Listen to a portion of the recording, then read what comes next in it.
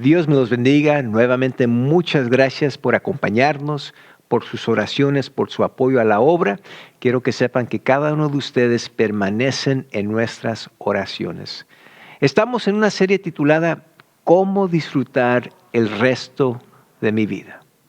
Y creemos que la promesa que Jesús nos ofrece en Juan 10:10, de esa vida abundante no comienza cuando lleguemos al cielo, comienza aquí en la tierra. Y es por eso que estamos escudriñando esta carta que Pablo escribió a la congregación en Filipo, esta ciudad antigua, en donde Pablo, a pesar de su adversidad personal, todos los estragos, las luchas, las pruebas, a pesar de todo ello, el apóstol Pablo dice que él aprende a gozar del contentamiento. Y vemos cómo él asume la actitud correcta. Y ahora en esta carta pequeña, 19 veces anima a la congregación de Filipo a que se regocijen. Usa la palabra, vemos la palabra gozo, regocijar, por lo menos 19 veces en esta carta corta. Ahora, en los mensajes anteriores en esta serie, hemos visto el consejo de Pablo. Nos dice, hay que regocijar a pesar de las personas que nos rodean. Hay que regocijar y disfrutar de la vida a pesar de las circunstancias que nos rodean. Y como vimos en el mensaje pasado, él nos dice, hay que regocijar y disfrutar de la vida a pesar de los conflictos que nos confunden. Y ahora llegamos a una sección en esta carta que se considera uno de los pasajes más grandes en toda la Biblia, que comprime de una manera muy exquisita la historia del Salvador, quien entró a este mundo, experimentó nuestra condición, quien expuso al enemigo, quien exaltó a nuestro Dios y quien fue exaltado por Dios el Padre. Alguien una vez dijo que si todo el material de todos los escritores, de todos los libros de la Biblia, hubieran puesto como en un paisaje, que veríamos las cimas y los valles, las altas y las bajadas, las vistas espectaculares, pero ninguno sería tan glorioso. Ningún pasaje sería de los altos más gloriosos que este pasaje que estaremos escalando hoy. Libros enteros han sido escritos sobre estos versículos que vamos a leer. Filipenses capítulo 2, versículos 5 al 11. Se los voy a leer. Dice Pablo, haya pues en vosotros este sentir que hubo también en Cristo Jesús, el cual siendo en forma de Dios, no estimó el ser igual a Dios como cosa que aferrarse, sino que se despojó a sí mismo, tomando forma de siervo, hecho semejante a los hombres. Y estando en la condición de hombre, se humilló a sí mismo, haciéndose obediente hasta la muerte y muerte de cruz. Por lo cual Dios también lo exaltó hasta lo sumo y le dio un nombre que es sobre todo nombre, para que en el nombre de Jesús se doble toda rodilla de los que están en los cielos y en la tierra y debajo de la tierra, y toda lengua confiese que Jesucristo es el Señor, para gloria de Dios Padre. Buen Dios, te damos gracias por este espacio que nos prestas para escudriñar tu palabra. Usa este mensaje para animarnos, para fortalecer nuestra fe y recordarnos cuál es ese mandato y ese deber que exiges de nosotros, de vivir como vivió Cristo, de seguir su ejemplo y de esa manera entender cómo podemos disfrutar del resto de nuestras vidas. Oro por aquellos que están viendo, que tú los bendigas, que tú suplas sus necesidades. Dios, tú conoces cada detalle de su vida.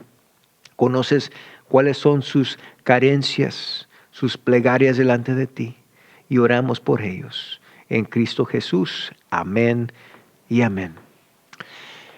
Casi todo comentarista que ha escudriñado y estudiado este pasaje, estos versículos que acabamos de leer, creen que esta sección originalmente fue un poema. Inclusive muchas traducciones nos ofrecen un vistazo cuando podemos ver una estructura de una poesía. En los versículos 6 al 11 hay dos mitades de este poema, con la línea esencial en el versículo 9, donde Pablo nos dice aquí en el versículo 9, por lo cual Dios también le exaltó hasta lo sumo y le dio un nombre que es sobre todo nombre. Y vemos cómo esa línea en el versículo 9 conecta las dos mitades. Y se entiende que esta es una de las declaraciones de fe más tempranas de las iglesias del Nuevo Testamento, que declara que ellos creían quién era Jesús y qué fue lo que Jesús vino a hacer por medio de la humanidad. Algunos creen que estos versículos fue uno de los primeros himnos cristianos que se hubiera cantado en las reuniones de adoración de las iglesias primitivas. Este escrito en sí es como la obra maestra que comprime la cristología y que no es algo muy fácil hacer. Alguien una vez le preguntó a la gran autora Flannery O'Connor si pudiera comprimir una de sus historias en 2 oraciones. Y su respuesta famosa fue, si pudiera hacerlo, no escribiera la historia entera. Es muy difícil poner la historia, comprimir la historia de Jesús en unas cuantas palabras. Pero este pasaje, estos versículos que acabamos de leer, le llegan cerca a esa tarea. Hay 3 ideas básicas que encontramos en este poema. En primer lugar, este poema está contando la historia de Jesús con la cruz al centro de esa historia. La cruz está al centro de la historia de Jesús, de Israel, de la humanidad, de Dios, el Creador, y el mundo que Él creó. El escritor N.T. Wright en una ocasión dijo, entre más nos acercamos a la cruz, más claras son las respuestas a la pregunta, ¿quién dijo Jesús quién Él era? En segundo lugar, la cruz es el medio hacia la victoria sobre todas las potestades del mundo. En el nombre del Jesús crucificado, este poema declara que toda rodilla, dice que toda rodilla de los que están en los cielos y en la tierra y debajo de la tierra va a ser doblegada, se va a doblar antes Jesús. Y que toda lengua va a confesar que Jesús es quien últimamente logra la victoria. Y Él no ganó subiéndose sobre otros, Él descendió hacia la grandeza, Él se vació, Él se humilló, Jesús obedeció como siervo hasta la muerte. Y esto es lo opuesto al comportamiento humano normal. Es lo opuesto a las potestades de este mundo. Y el resultado es que la cruz establece el reino de Dios a través de Jesús. En tercer lugar, este poema presenta en su contexto el fundamento y el modelo para los seguidores de Cristo que debemos tener en relación el uno hacia el otro. Miren, la semana pasada vimos los versículos que preceden este pasaje.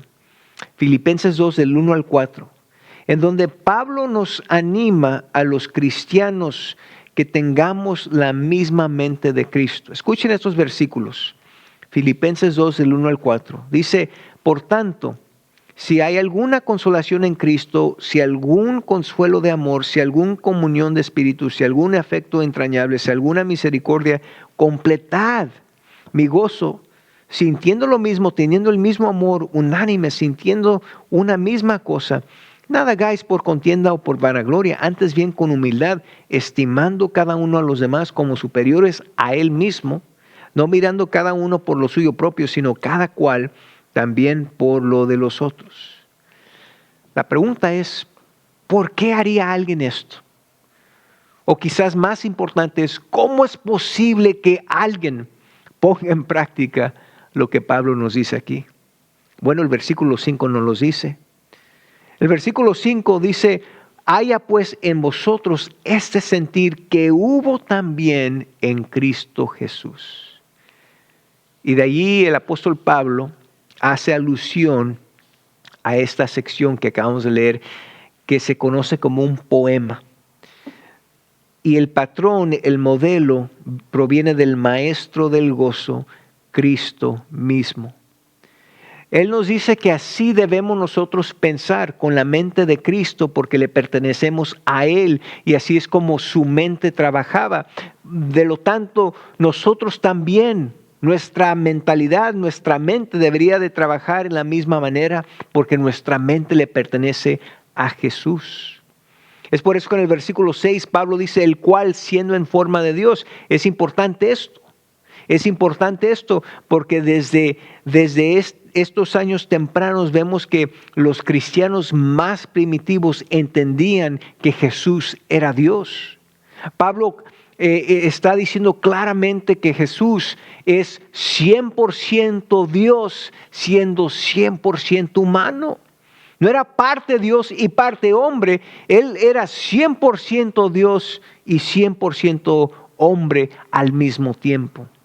Pero la pregunta es, si fue Dios en cuerpo humano, si fueras tú la esencia, la esencia natural de Dios, ¿cómo te comportarías tú?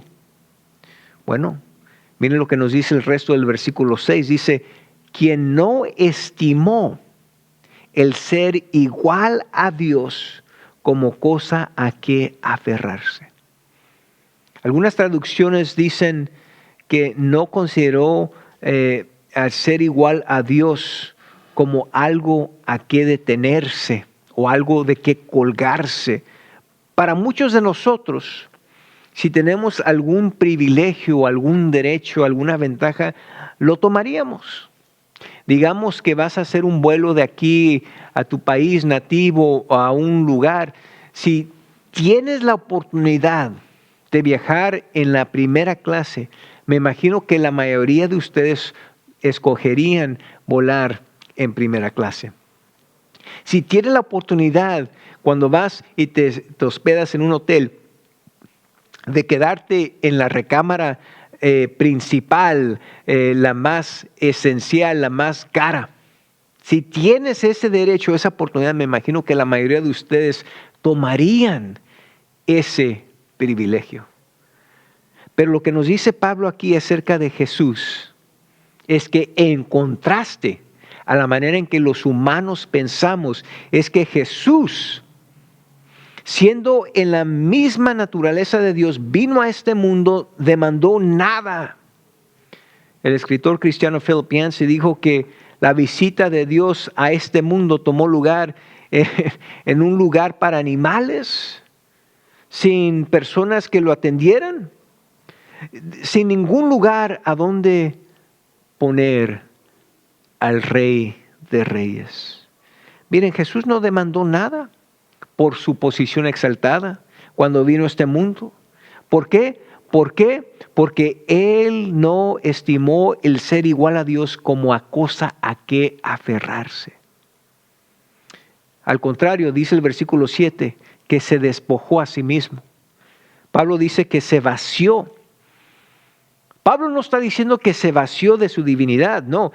Jesús vino siendo humano y no dejó de ser Dios cuando nació en este mundo. El punto que está haciendo aquí es tan grande que debemos de poner mucha atención. La decisión de Jesús no fue una decisión de parar de ser divino, sino que fue una decisión acerca de lo que verdaderamente quiere decir ser divino. Ese es un Dios conocido más claramente porque abandonó sus derechos por el mundo que Él creó. En la encarnación y en la cruz, Jesús hizo lo que solamente Dios podría hacer. Es por eso que el punto de los versículos 6 al 7 es que Jesús no estimó su igualdad con Dios algo a que aferrarse, sino no era algo que Él quiso explotar, sino que siendo el Hijo de Dios, el que vino a salvar a la humanidad, Él vino a morir por el mundo, por los pecados del mundo. Es lo que quiere decir que no estimó, que no se aferró a su divinidad. Y cuando vemos al Hijo de Dios encarnado muriendo sobre la cruz, dice que el pensamiento más impactante que deberemos tener es que el verdadero significado de quién Dios es que Dios se dio por nosotros. Dios es amor, es un amor que se dio, un amor sacrificial. Ahora, ¿de qué se vació Jesús? ¿Qué fue lo que Él dejó? ¿Qué privilegios, qué derechos abandonó Jesús por venir aquí en forma de hombre? En primer lugar, Él dejó su inmunidad a la ley. Él dejó su inmunidad a la ley. Cuando Jesús, antes de venir al mundo, Él no tuvo la carga de la culpabilidad sobre Él. Pero cuando vino en forma de carne, no solamente nació de mujer, sino que nació debajo de la ley, queriendo decir que Él ahora se le exigía cumplir con cada mandamiento debajo del acuerdo del testamento entre Dios e Israel. Dice Gálatas 4:4, pero cuando vino el cumplimiento del tiempo, Dios envió a su Hijo, nacido de mujer y nacido bajo la ley. En segundo lugar, dejó sus riquezas. 2 Corintios 8:9 nos dice, porque ya conocéis la gracia de nuestro Dios, nuestro Señor Jesucristo, que por amor a vosotros se hizo pobre, siendo rico, para que vosotros con su pobreza fueseis enriquecidos. Era tan grande la pobreza de Jesús, que mire, siempre tuvo que estar prestando algo, ¿no? Buscando algo que prestar. A donde Él nació, la casa en donde Él vivía, el barco de donde predicar, un animal que le sirviera como transporte, un lugar, un cuarto para poder cenar Él junto con sus discípulos y una tumba en donde Él estaría enterrado. Miren, todo eso Jesús no tenía nada, su pobreza era tan grande que todo lo que Él usó para cumplir su propósito y su misión, lo tuvo que pedir prestado. En tercer lugar, Él dejó su gloria celestial. La noche antes de su crucifixión, de lo más profundo de su ser, Él clamó a Dios al Padre. Dijo, Padre, glorifícate en mi presencia con la gloria que yo tuve antes de que comenzó el mundo. Ahora pues, Padre, glorifícame tú al lado tuyo con aquella gloria que tuve contigo antes que el mundo fuese. En cuarto lugar, ¿qué más dejó Jesús? ¿De qué se vació? De su autoridad independiente. Porque miren, Jesús no solamente vino a ser humano. Él no vino a ser un humano rey, un humano empresario, un humano líder, un humano rico. Él vino a ser un humano siervo. Un siervo que aún siendo el Hijo de Dios, obedeció y aprendió a obedecer por lo que Él sufría. Jesús mismo decía en Juan 6:38, porque he descendido del cielo no para hacer mi voluntad, sino la voluntad del que me envió. Y es lo que Pablo está enfatizando aquí cuando escribe en Filipenses 2:7.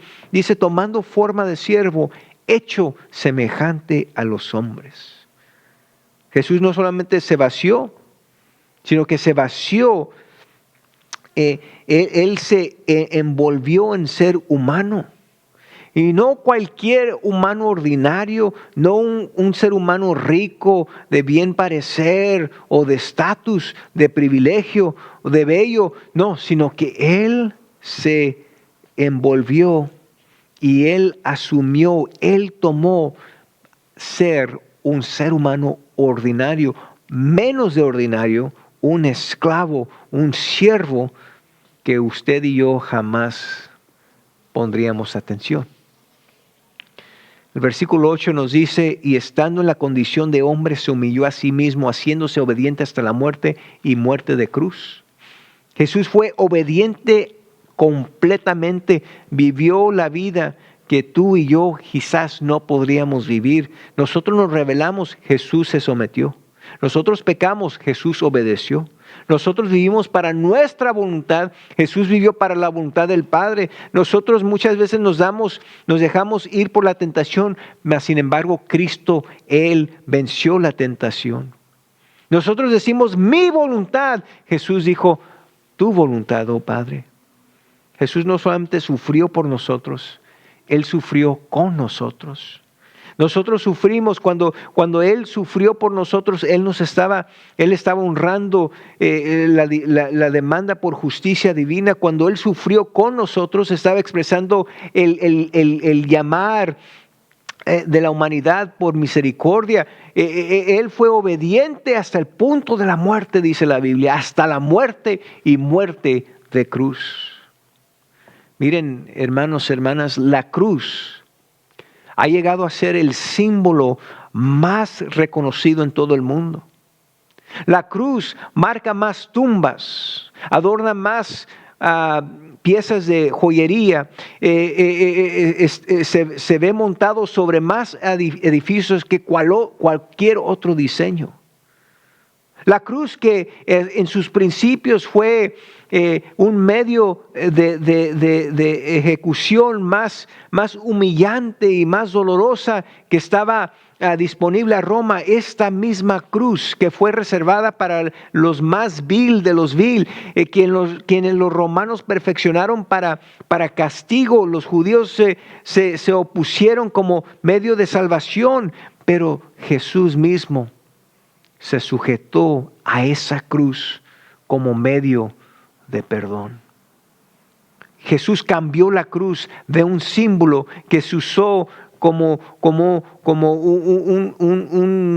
un elemento de poder para tomar la vida.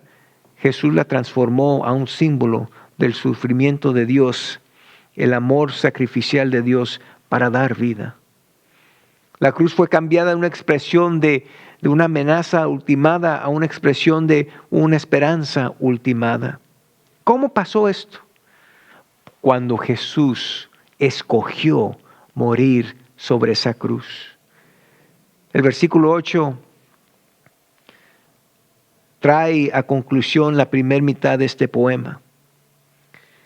Dice el versículo 9, por lo cual Dios también le exaltó.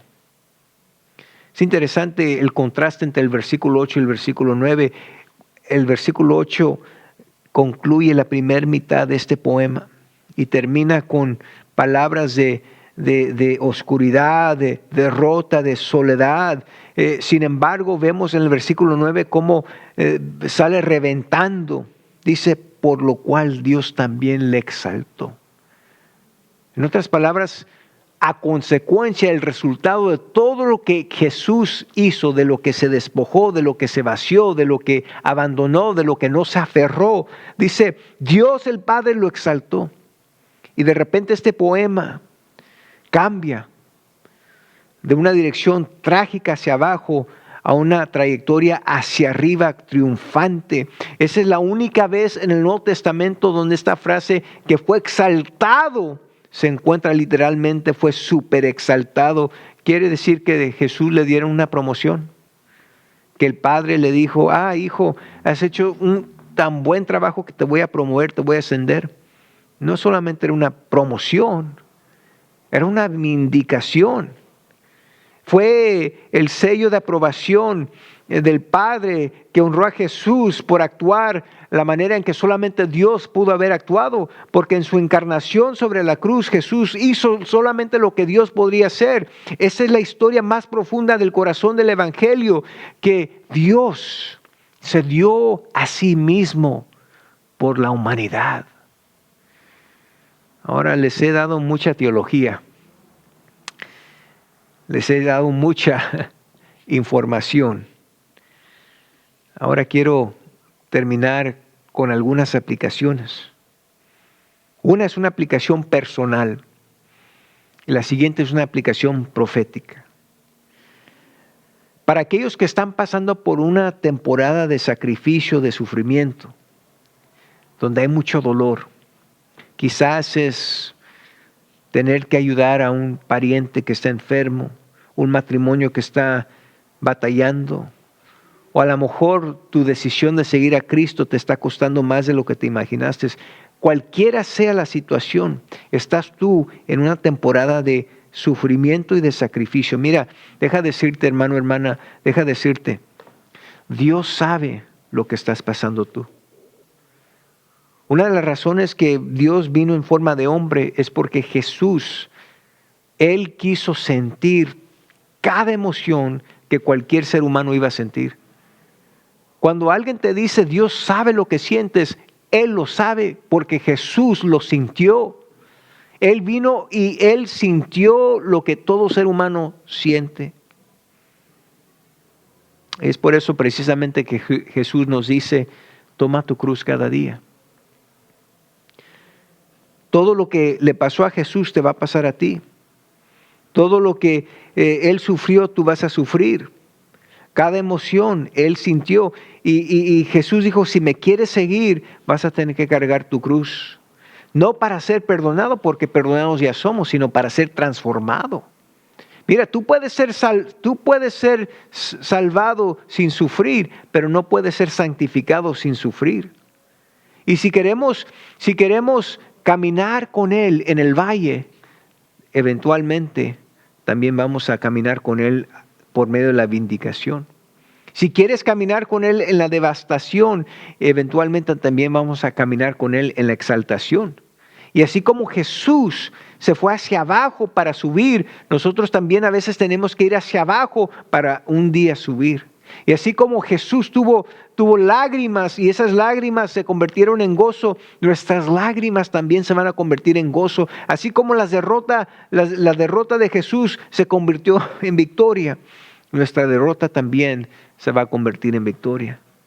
Porque Dios no ha terminado con tu historia todavía. Y parte de lo que Pablo quiere que veamos en este pasaje es que cuando nosotros vamos hacia abajo, es Dios quien nos va a levantar nuevamente. Amigo, amiga, acuérdate que el Dios de la montaña es el Dios del valle. El Dios del día es todavía el Dios de la noche. El Dios de los buenos tiempos es el mismo Dios en los malos tiempos. Que Dios y Dios solamente sabe cómo tomar nuestras derrotas más grandes y convertirlas en triunfos. Cristo está contigo. Y un día, toda nación y toda persona va a doblar rodilla y toda lengua va a confesar que Cristo es el Señor. Ahora, esto nos trae a la siguiente aplicación. La palabra confiese literalmente quiere decir reconocer o proclamar que Cristo es el Señor. Algunas traducciones usan la palabra confesar, quiere decir o confesar abiertamente en voz alta que Cristo es el Señor. Después de vaciarse, después de llegar hasta el lugar más bajo, Dios luego, el Padre, exalta a Jesús al lugar más alto en el universo. Dios le dio el poder más alto. Dios le dio el respeto más alto. Dios le dio la adoración más alta. Y esa adoración que comenzó en el primer siglo como un rumor, ahora ha sido amplificado a lo largo de las épocas como el nombre de Cristo. El escritor Ralph Waldo Emerson una vez escribió que el nombre de Jesús no solamente fue escrito en la historia, sino que fue arrado en la historia, como una ola con gran potencia. Es en el nombre de Jesús, que los desesperados oran, los agradecidos adoran y los enojados juran. Desde las dedicaciones de infantes a las bodas ceremoniales, a los lugares de hospitales, a las capillas de funerales, es en el nombre de Jesús que gente nace, se casa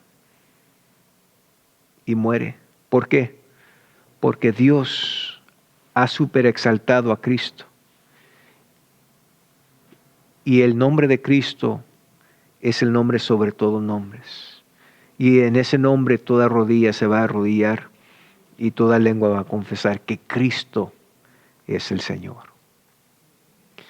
Hermano, hermana, te voy a decir una cosa. Si tú tienes a Cristo en tu corazón, el resto de tu vida tú la puedes disfrutar. Porque si tú tienes a Cristo, tú lo tienes todo. Lo único que tú tienes que hacer ahora es asegurar que estás siguiendo los pasos de Cristo, que estás viviendo por Él. Porque si tú vives en obediencia a Dios, tu vida va a ser una vida que tú vas a poder disfrutar a pesar de tus circunstancias. Lo más esencial es lo que hemos visto hoy. Cristo tiene que estar al centro de tu vida. Vamos a orar. Buen Dios y Padre Celestial, gracias te damos por este mensaje. Espero de que lo uses tú para animarnos, para fortalecer nuestra fe y recordarnos lo que Jesús estuvo dispuesto a hacer por nosotros. Y que ahora nosotros como hijos de Dios sigamos su ejemplo, sigamos ese modelo y nosotros también vivamos como Él. Porque si lo hacemos, entonces descubriremos el secreto de cómo disfrutar el resto de nuestras vidas.